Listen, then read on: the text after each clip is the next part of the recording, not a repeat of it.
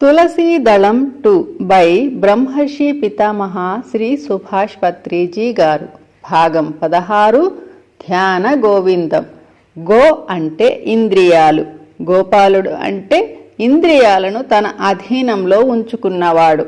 ఇంద్రియాలు 6, బహిర్ముఖంగా 5, అంతర్ముఖం అయిన మనస్సు వెరసి 6.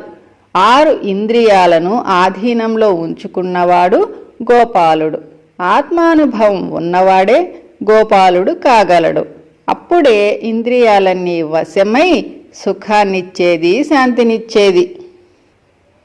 అంతవరకు అపరిమిత ధోరణిలో ఉన్న ఇంద్రియాలు ఆత్మానుభవం తరువాత, ఆత్మదీప్తి తరువాత పరిమితమై భాసిస్తాయి. ఇంద్రియ పరిమితత్వంలోనే పరమసుఖం, పరమశాంతి అన్నవి సంభవం. యోగ చిత్త